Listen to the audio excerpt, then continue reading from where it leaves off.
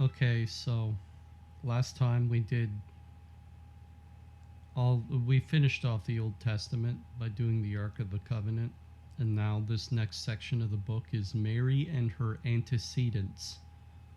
So this is where we're at. First reading of the New Testament material, I should say. But this obviously precedes the New Testament. Subtext: genealogy, birth, and marriage of Anne. The ancestors of St. Anne's were Essenes. These extraordinarily pious people were descended from those priests who, in the time of Moses and Aaron, carried the ark, and who received precise rules in the days of Isaiah and Jeremiah. They were not numerous in the beginning. Later on in Palestine, they lived in communities occupying a tract about 48 miles long and 36 wide. Some of them after they migrated to the region of the Jordan, where they dwelt chiefly on Mount Horeb and on Mount Carmel. In early times, before Isaiah gathered them together, the Essenes lived scattered as pious ascetic Jews. They neither changed nor repaired their garments until they actually fell to pieces. They married, but observed great continence in the marriage state. With mutual consent, husband and wife frequently lived apart in distant huts. They also ate apart, first the husband, and on his departure the wife. Even in those early times, some of the forefathers of Anne and of other members of the Holy Family were found among them. From them sprang those that are called the children of the prophets. They dwelt in the desert and around Mount Horeb. There were many of them likewise in Egypt. For a long time war drove them from Mount Horeb, but they were gathered together again by their superiors. The Maccabees belonged to this sect. They greatly revered Moses. They had a piece of his garment. He had given it to Aaron, through whom it came into the Essenes' possession. They preserved it as a sacred thing, and I had a vision in which I saw that 15 of the Essenes had perished in its defense. Their superiors knew of the mystery, the holy thing in the Ark of the Covenant. The unmarried among the Essenes formed a special congregation like a religious order. They had to undergo a probation of long years before being admitted to it, and then they were received for a longer or a shorter time as the prophetical inspiration of superiors might dictate. The married Essenes, who exercised strict vigilance over their children and household, bore to the real Essene community the same spiritual relationship that the Franciscan tertiaries do to the Franciscan order. In all affairs they were guided by the counsel of their spiritual superior on Horeb. The unmarried Essenes were unspeakably chaste and devout. They wore long white garments which they kept scrupulously clean. They received children to educate. The aspirant to their rigid life had to be 14 years old. Postulants of advanced piety were kept only 1 year on probation, others 2 years. They lived in perfect chastity and carried on no kind of business. They exchanged their agricultural products for the various necessities of life. If any one of their number were so unfortunate as to sin grievously, he was excommunicated, which excommunication was followed by consequences such as attended St. Peter's malediction against Ananias. He died. The superior of the Essenes knew by divine inspiration whenever anyone had fallen into sin. I saw also some who lived only to do penance. One, for instance, stood in a sort of stiff coat with outstretched, inflexible sleeves lined with prickles. They had caves on Mount Horeb, which served as cells. Attached to them by wicker work was a large cave for general assembly. At the 11th hour, all met here for a meal. Each had before him a small loaf and cup. The superior went around and blessed the loaf of each. The meal over, all returned to their own cells. In the large hall was an altar upon which lay blessed loaves. They were covered and intended for the distribution to the poor. There were numbers of tame pigeons around which fed out of the hand.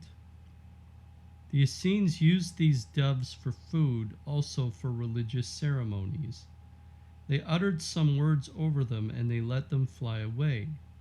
I saw them also performing the same ceremony over lambs. They spoke some words over them, and then let them run into the wilderness. I saw that they went 3 times every year to the temple of Jerusalem. They had among them priests, whose special care was the preservation of the sacred vestments. They cleaned them and prepared new ones, to the purchase of which they had contributed. I saw these people engaged in agriculture, in cattle raising, and especially in gardening. That part of Mount Horeb which lay around their cells was covered with gardens and fruit trees. I saw many of them engaged likewise in weaving and plaiting, and in embroidering the sacerdotal garments. I saw that they did not manufacture the silk themselves. It came in bundles for sale, and they exchanged their products for it. In Jerusalem, they had a special dwelling place, also a particular part of the temple assigned to them. They were objects of dislike to the other Jews. I saw them sending offerings to the temple for sacrifice, huge bunches of grapes that 2 men carried between them on a pole, and lambs. But these lambs were not slaughtered, they were allowed to run. I never saw them bringing offerings for slaughter.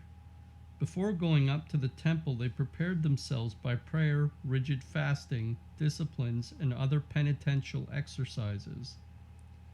He who, with unatoned sins, ventured to the temple might fear a sudden death. And indeed, this happened to some. If on their way to the temple they met a person sick or helpless, they paused and went no further until they had in some manner assisted him. I saw them gathering herbs and preparing teas. They healed the sick by the imposition of hands, or by stretching themselves upon them with extended arms.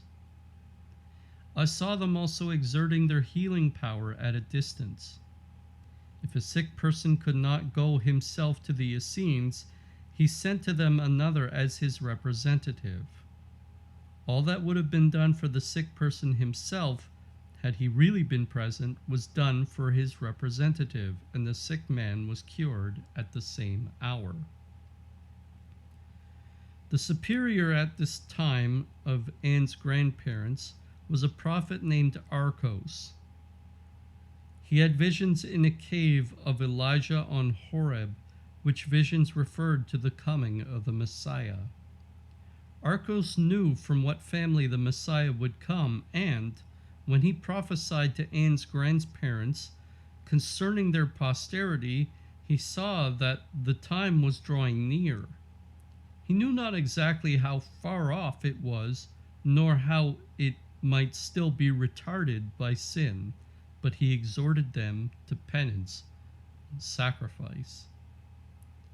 Anne's grandfather, an Essene, was before his marriage called Stolanus, but by his wife, and in consideration of her dowry, he received the name Goresha or Sarziri. Anne's grandmother was of Mara in the desert. Her name was Moruni or Emorun, that is, noble mother. She married Stolanus upon the advice of Arcos, the prophet, who was the superior of the Essenes for about 90 years. He was a very holy man with whom counsel was always taken by those intending to enter upon the married state, that they might make a good choice. It seemed to me strange that this divinely enlightened superior always prophesied respecting the female descendants, and that the ancestors of Anne, as well as Anne herself, always had daughters. It was as if the religious education of the pure vessels that were to conceive the holy children, destined to be the precursors of the disciples of the apostles and of the Lord himself, devolved upon them. I saw Emorun going to Arcos before her marriage. She entered the hall on Horeb, passed thence into a side apartment, and conferred with the superior through a grating like that of a confessional. Then Arcos went up a long flight of steps to the summit of the mountain, where was found a cave, or the cave of the prophet Elijah. The entrance was narrow, and a few steps led down into the cave, which was neatly hollowed out. The light fell through an opening in the vaulted roof. I saw by the wall a small stone altar, upon which was the rod of Aaron, in a shining chalice as one precious stone. In this chalice lay a portion of the Ark of the Covenant. The Essenes had come into possession of it at the time when the Ark had fallen into the hands of the enemy. The rod of Aaron stood in a little tree as in a box. The tree had yellowish leaves wreathed in spirals. I cannot say whether this little tree was really growing or whether it was artificial. It was, for instance, something like the root of Jesse. If the superior prayed concerning a marriage, he took the rod of Aaron into his hand. If the union in question would contribute to Mary's lineage, the rod put forth a bud from which sprang one or more blossoms bearing the sign of the choice. The forefathers of Anne were legitimate descendants of this lineage, and their chosen daughters had been by such signs designated. New blossoms burst forth whenever a chosen daughter was to enter the married state. The little tree with its spiral leaves was like a genealogical table, like the root of Jesse, and by it could be seen how far the advent of Mary was distant. There were on the altar also some small bunches of herbs in pots. Their flourishing or withering denoted something. I saw all around on the walls grated compartments wherein were preserved ancient holy bones, very beautifully encased in silk and wool. There were the bones of prophets and of holy Israelites who had lived upon the mountain and in its vicinity. I saw such bones in the cells or caves of the Essenes. They used to place lighted lamps and flowers before them, and there offer prayers. When Arcos prayed in this cave, he was vested precisely like the high priest in the temple. His clothing consisted of about 8 pieces. First, he placed upon his breast a kind of a broad scapular, such as Moses used to wear next to his person. It had an opening in the middle of the neck and fell in equal length before and behind. Over this he wore a white alb of twisted silk, bound by a cincture that fastened also the wide stole which, crossing on the breast, reached down to the knee. Over the alb was a kind of chasuble of white silk. It reached to the ground behind and had two little bells at the lower edge. Around the neck was a standing collar buttoned in front. The beard was parted over this collar. The last of all came a small, shining mantle of white, untwisted silk. It was fastened in front by 3 stone clasps, upon which something was engraved. From either shoulder toward the breast ran a row of 6 precious stones, upon which also signs were engraved. On the back of it and in the center was a shield upon which were inscribed some letters. This mantle was adorned with fringes, tassels, and artificial fruit. On one arm he wore a short maniple. The headdress was of white silk rolled in puffs, one above another, and ending in a silken tuft. Over the forehead was a plate of gold set with precious stones. Arcos prayed prostrate on the earth before the altar.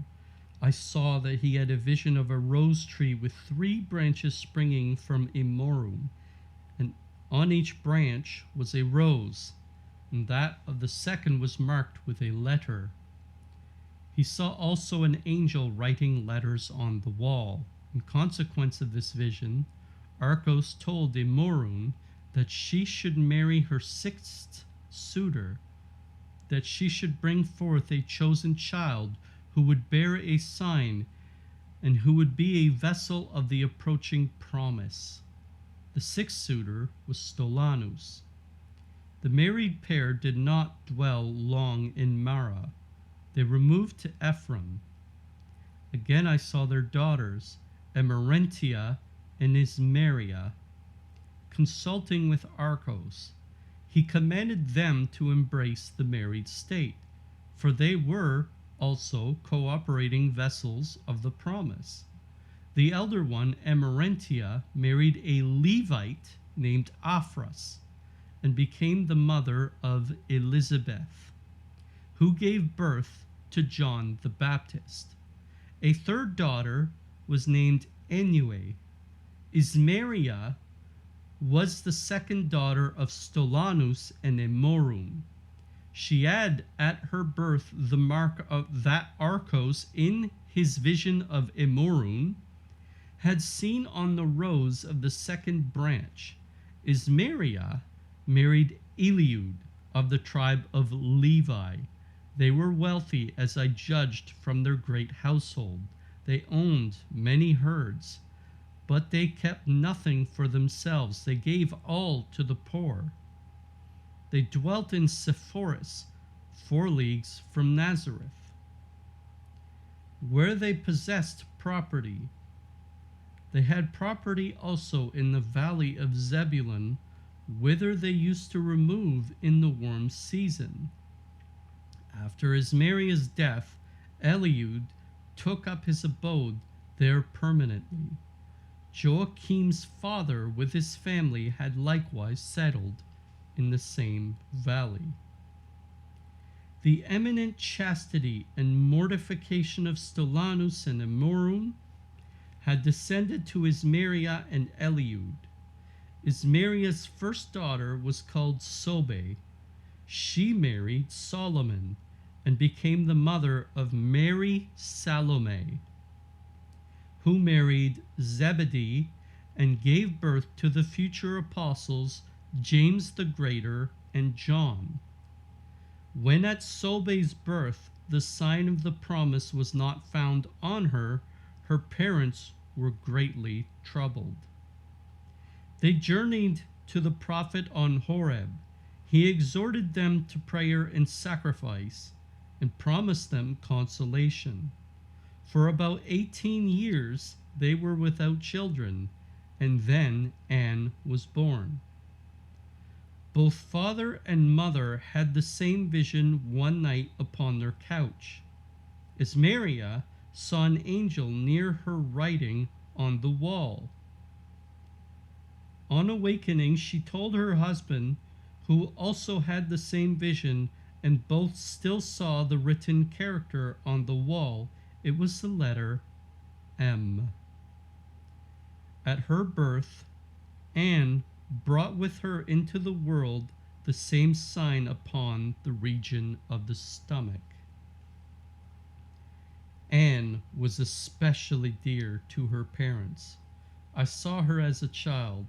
She was not strikingly beautiful, though prettier than some others.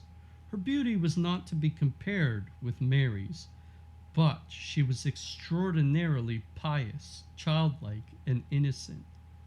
She was the same at every age as I have seen, as a maiden, as a mother, and as a little old grandmother. Whenever I happened to see a very childlike old peasant woman, I always thought, she is like Anne.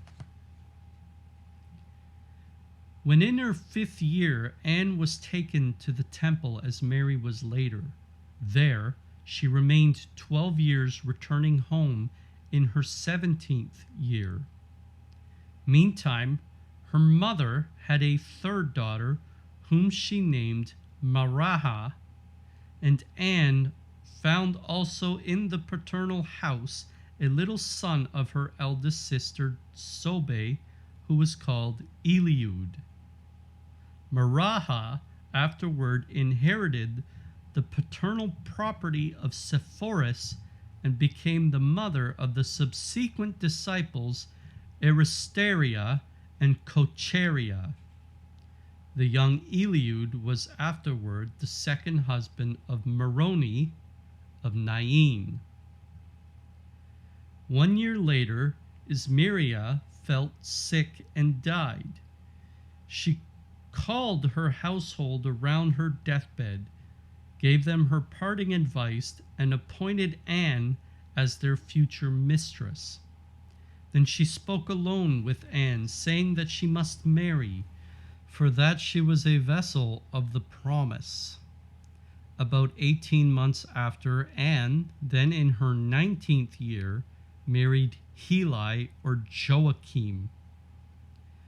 This she did in obedience to the spiritual direction of the prophet. On account of the approach of the Saviour's advent, she married Joachim of the house of David, for Mary was to belong to the house of David. Otherwise, she would have had to choose her spouse from among the Levites of the tribe of Aaron, as all of her race had done. She had had many suitors, and at the time of the prophet's decision, she was not yet acquainted with Joachim. She chose him only upon supernatural direction. Joachim was a poor relative of Joseph. Joseph's grandfather, Nathan, had descended from David through Solomon. He had 2 sons, Joseph and Jacob. The latter was Joseph's father. When Nathan died, his widow married a 2nd husband named Levi, descendant of David through Nathan. The fruit of this marriage was Maphat, the father of Heli or Joachim. Joachim was a short, broad, spare man. Joseph, even in his old age, was very handsome compared with him. However, in disposition and morals, Joachim was a superior man.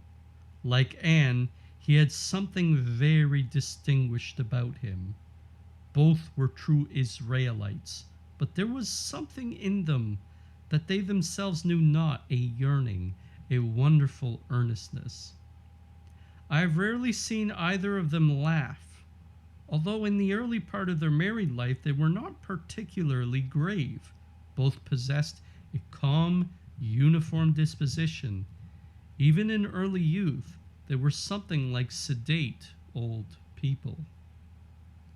They were married in a small town that possessed only one obscure school, and only one priest presided at the ceremony.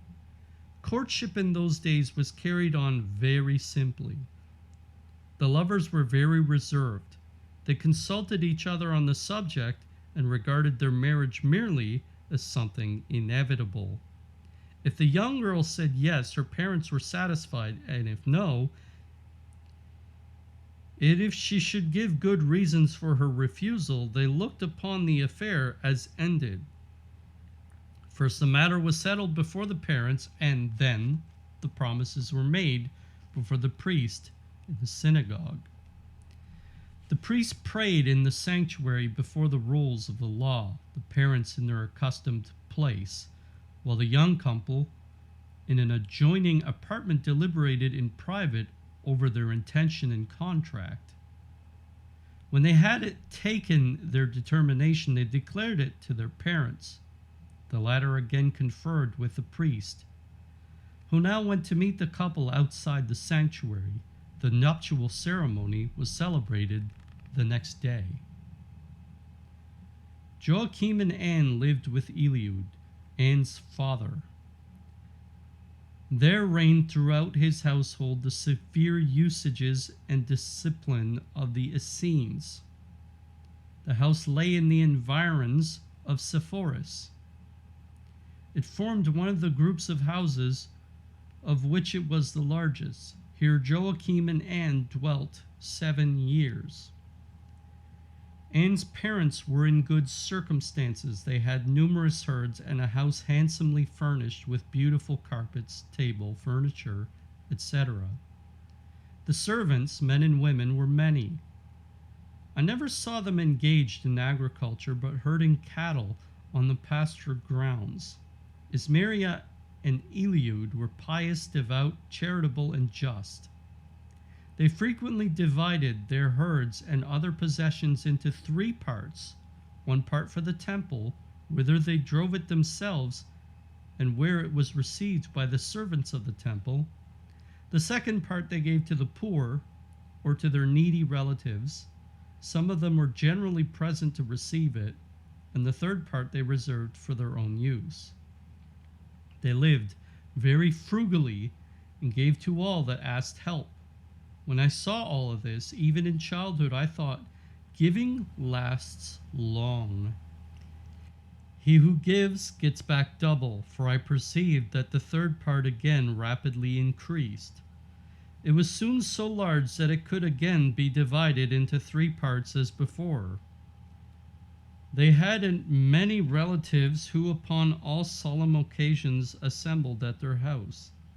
But I never, even on those occasions, saw much feasting. Food was indeed distributed among the poor, but grand entertainments I never saw. At these assemblies, the guests were generally reclined in circles on the ground, and conversed of God with earnest expectancy. It frequently happened that some of these relatives were bad people. They looked angry and displeased when Eliud and Esmeralda, full of heavenly longing, glanced upward as they spoke of God. But to those evil-minded people, the holy couple were ever kind. They never omitted to invite them to their reunions, and they gave twice as much to them as to others.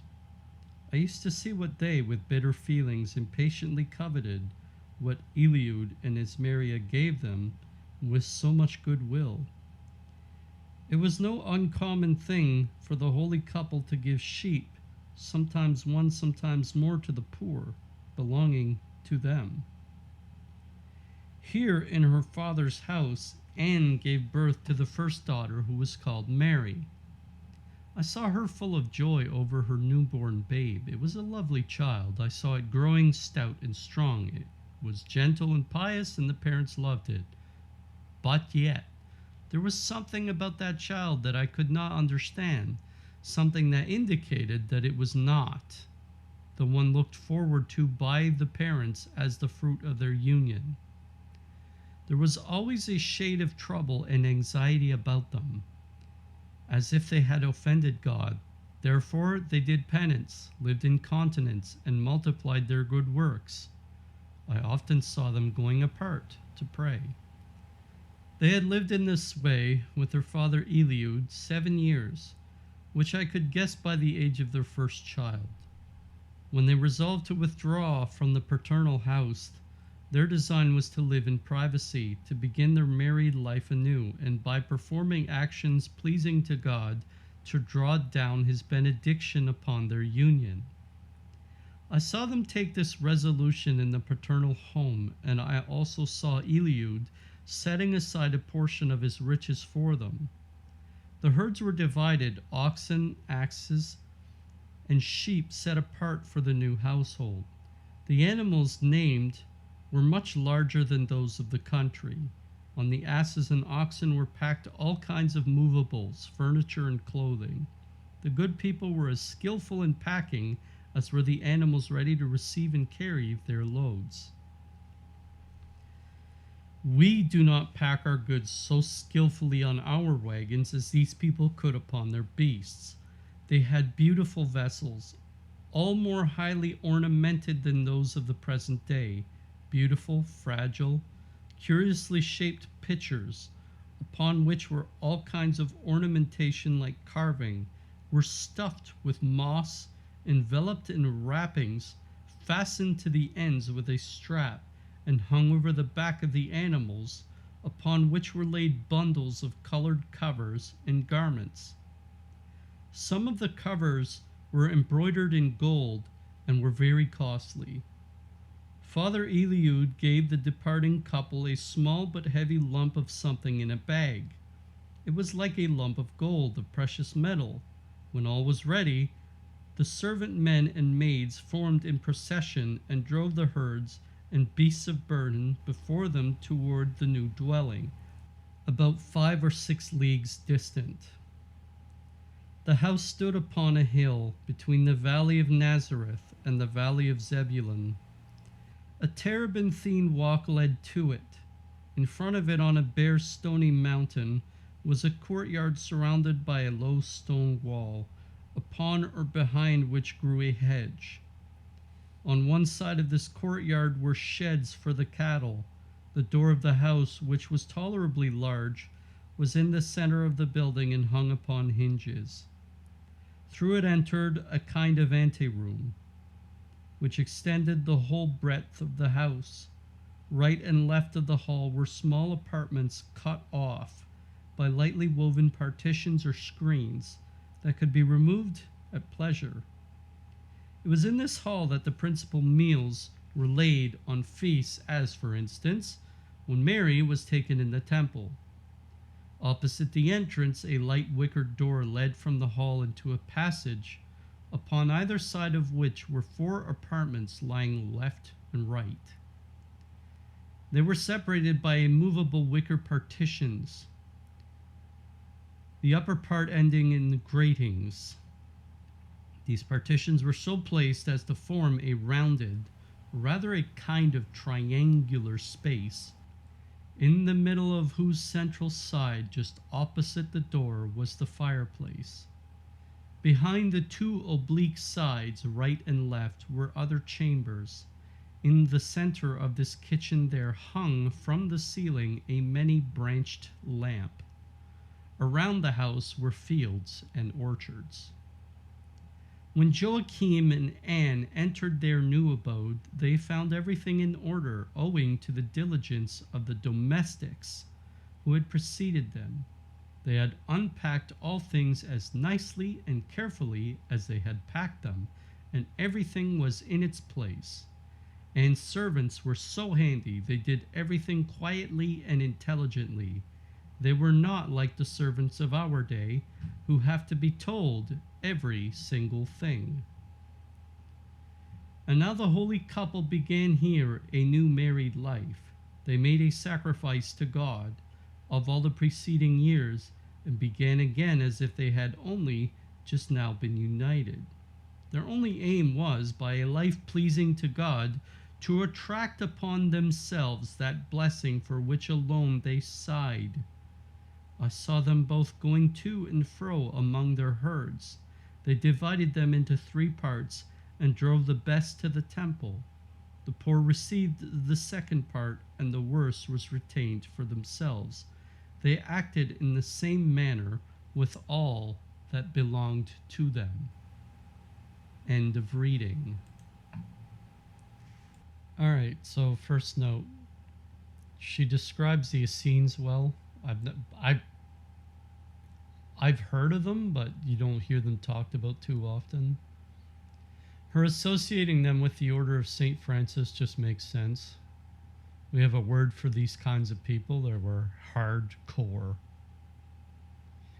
But some people, like when they stare into a bright light, they become offended by that light. So some people looking at the ways of these people living a very monastic life, they become offended by it. Because looking upon people living holy, you become witness or aware to the unholiness in yourself. You can either spurn the light, or you can spurn yourself. But you're bitter either way, and you're spurning somebody. And it can be a wounding experience. When Jesus presented himself to people, he had to put layers on himself to diminish the amount of light he showed, because if he showed all of his splendor, everyone would have just run away from him in fear. This is the problem with distributing knowledge. So it's like thinking you're high on a mountain, and then you look up the mountain, you see not just two people there ahead of you, but a whole tribe of people there, way up the mountain, way ahead of you. Now, humility you feel is a good thing. You should always be looking above you. When Lucifer saw wisdom above him, that is Mary, he spurned her and he fell. But for us, when we see what is holy, it will bring that question to us. Should we accept that burnishing fire and continue on up this mountain? Or should we just let ourselves fall down the mountain because, well, we'll never be as high as those people, so what's the point? But we have to look up to these people and learn from them and become apprentices to them, and they'll take us even higher up the mountain. This is what it means to be Catholic. It's the religion that encourages the pursuit of perfection in virtue, to acknowledge those who have perfected the practices of those virtues, which is why we revere and exalt the saints. Next note. Although we might view it as quite foreign that husbands dwelt apart from wives, we should not. Marriage was, to them, an alliance done for the sake of fulfilling that which God wants to fulfill, rather than pursuing the feelings and whims of your hearts, which is living in concupiscence. So all these people were assigned their marriage partner. Well, not all of them, but several of them were assigned their marriage partner through prophecy, and what love had become, rather than a feeling, was entirely a choice of the will. When I look upon our society, I understand the enchantment of seeking self-validation. We get it from watching anything on TV or movies. It's all about seeking self-validation. But I understand that a much holier society seeks to please God more than it seeks to please the self. It's difficult to accept, yeah. To be evangelized by God rather than by your own eyes. To say something is beautiful not because it pleases us, but because it pleases God and it pleases the will of God, because it is the will of God. But here we are, we treat animals in this way to generate noble species, but then we lack the discipline to treat ourselves likewise. Next note. A thought occurs to me that when it concerns animals, and I'll reference this again, animals out east here in the wilderness are a lot more shy and hesitant. When seeing people, they run away. They bolt at the first sign of seeing people. Where in the prairies, they'll make pets out of foxes and raccoons, which that's unheard of here. So they tend to be less angry or fearful, but more people-friendly out there, perhaps because in the prairies, they didn't hunt. Maybe the indigenous there hunted less. Well, who knows? Anyways, I just find that people who live a little bit more northern, they tend to be more timid. They tend to be more melancholic, at least. But Anne Catherine seems to express that dichotomy between hunting and herding. Remember that Semiramis was a hunter. Nimrod was a hunter. I say hunter, huntress. But anyways, they were hunters. Whereas Abel was a herder. And it seems that God is with the herding rather than the hunting. So herding creates wild and hunting creates wild and herding creates noble. Next note, silk is made from silkworms, and I'm certain that trade caravans ran routes from China to Egypt. So that's probably where they picked up their silk. And I imagine a lot of silk just got distributed over the years. So what happened is it distributed in India, and then it distributed in Persia, and then it distributed out east, towards Mesopotamia or Babylon or Chaldea. And then it went down the corridor near the Mediterranean where Palestine is, and then through on to Egypt. And it's like a flood. It just slowly distributes itself. And then people came in possession of it, and when those people came in possession of it, well, the Essenes would trade for it because just the distribution. See, we used to have, when I was a kid, we used to have these little ice cream carts. Like there were people who rode like bikes with attached to like little freezers, and they would ride them up and down roads, and those, whenever they pedaled, you'd hear the ringing, ding, ding, ding, ding, ding. So we knew the ice cream was coming. These people were called dickies. And they would drive up and down streets on nice summer days and sell ice cream out of their carts. Trade caravans are probably like that. And I'm not saying that they came all the way from China, but that they went to Persia and they found silk there. They decided to buy it off the Persians, who buy it off the Chinese. And all of a sudden you have a distribution of silk. Next note.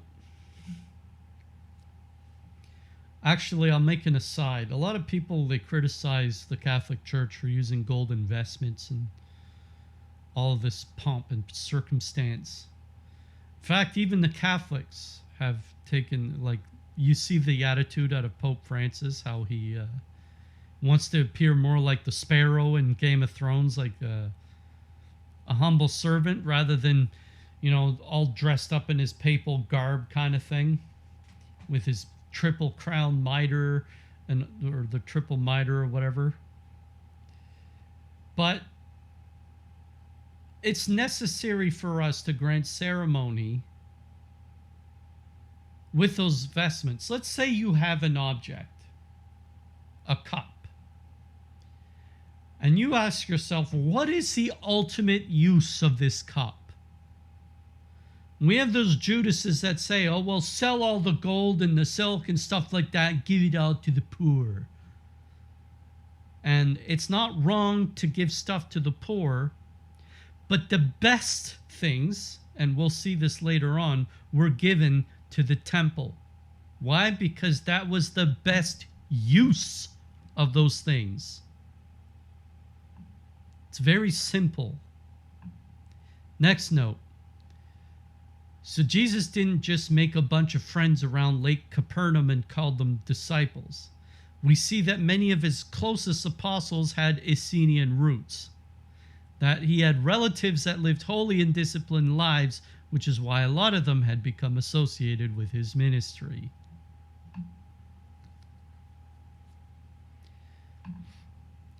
Next note, just as a side note, but in my opinion, some of the names we heard in this chapter, they sounded pretty cool. Just an opinion. Next note, sign upon the region of the summit. Hello, Essenes. Callback. Next note, in mystical city of God, St. Anne was described as pretty but not tall, and she and Joachim likewise gave a third of what they got to the temple. They gave their best third, as I said before. And although the details are a bit different from one book to the next, it was a third. In this narrative, they gave a third to the temple, which was their best. The next best they gave to the poor.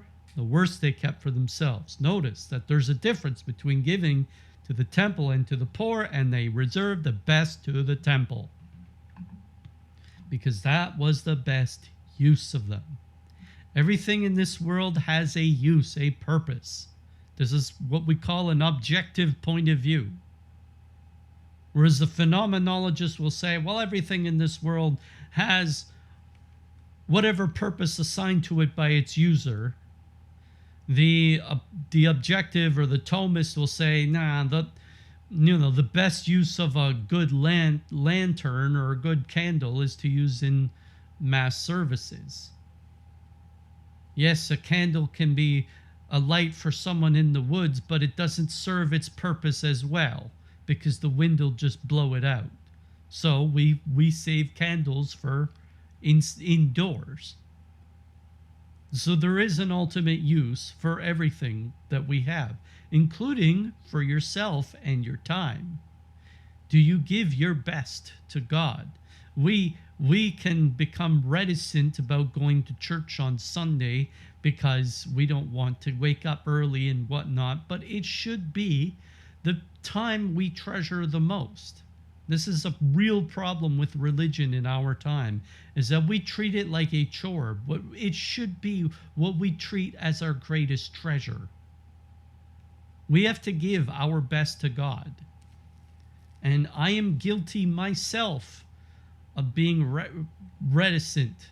So I'll tell you, I preach these things, but I commit a lot of these faults. So, next note, I'll tell a joke about a Pharisee and two priests, because this is just amusing.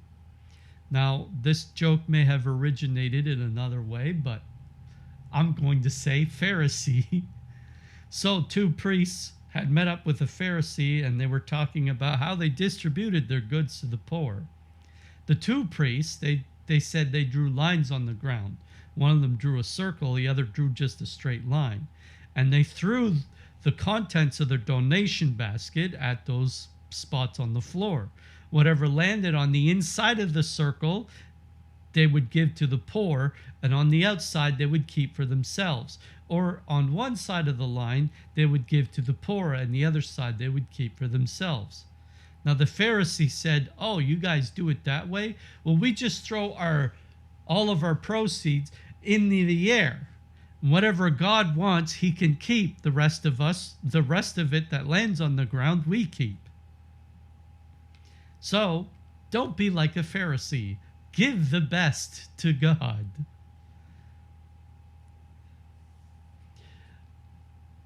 Next note, a final thing I'll say is that St. Anne and St. Joachim went farther and farther in terms of living prayerful lives and sacrificing, and that perhaps was the reason why Mary came to them. Because in Mystical City, Mary did not have a sister. She was the only child of St. Anne and St. Joachim, but in this one, I guess she did. Maybe it was that the guardian angel of Mary of Agreda, Venerable Mary of Agreda, just didn't mention this to her, and she just thought, okay, well, I didn't see it. We don't know why this happens. What we do know is that we have to be careful about making judgments on one or the other text, because it most certainly seems like both women lived very holy lives. So we shouldn't have any discrimination. We should just leave it up to mystery. But anyways, perhaps when they had their first child, they're like, no, this isn't good enough. And that Mary Heli, I guess that's what she's called, was not, and Heli was Joachim's original name. There seems to be original names and then renamings. I don't know why this is done, but I guess this was a thing. I mean, Jesus did the same with his apostles, and Jacob was renamed Israel, so we shouldn't be too foreign to it. So they decided that they were going to go the extra mile. They moved out of their parents' place. They lived on their own, and they decided we're going to live more and more and more holy as much as we can. And they teamed up and they did that. When you pursue perfection, you get into a holy rhythm. You have prayers and you do fasting. But a lot of people, they burn out. They burn out because they go at too high a pace. It's just like running a marathon. I love this example from Father Chad Ripperger. He says, if you're a fat guy and you try to run a marathon, you're going to get to the end of the block and an ambulance will be picking you up. But if you do this often, you just get better at it. What Anne and Joachim did is when they separated from their parents, it was so that they could liberate themselves to live holier and holier lives. And sometimes we have to do this. So, when we adjust our influences in this life, it is done for a holy purpose. It's not because we hate the people. It is because we love God. Now, we can't live in obligation to every single person we ever meet. We only have so much time and energy. We cannot give 110% to the poor. We can give what we can afford, which was a third, 33.3 infinity percent, 33 and a third. So, they lived however they could possibly live to try to attract God to put in them the holy seed. And it was perhaps because they constantly wanted to up their holiness that God said, finally, I have two people here that take me so seriously that they will make all of these sacrifices just to bring holiness into this world. Them I will give Mary, wisdom incarnate. And that's all. Ave Maria.